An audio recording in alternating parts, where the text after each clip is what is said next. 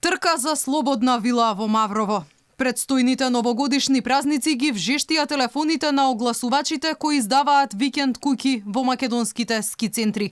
Најголем интерес за изнајмување има кај младите кои по секоја цена сакаат и оваа нова година да ја дочекаат во друштво на пријателите.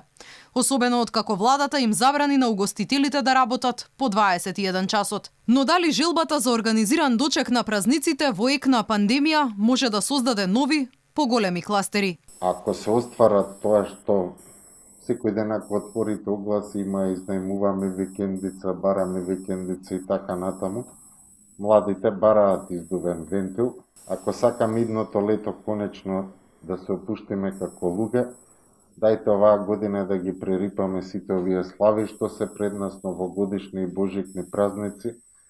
Секој нека остане во кругот на фамилијата или пак за младите со една до две особи со кои што би сакале да ја дочекаат новата година. Здравствените работници се веќе на колена, преморени и истрошени од 9-месечната борба. Капацитетите речиси исполнети, па може нов посилен бран во јануари би бил голем удар за и онака кревкиот здравствен систем. Секој зголемување на бројката од оваа што имаме денеска, мислам дека едноставно не ќе може ни физички, ни просторно да се издржи.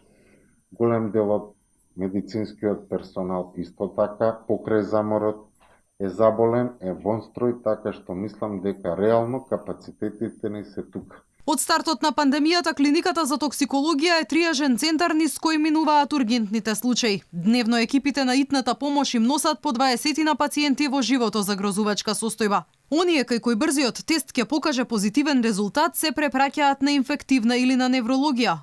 Останатите, според видот на болеста, се транспортираат на другите клиники.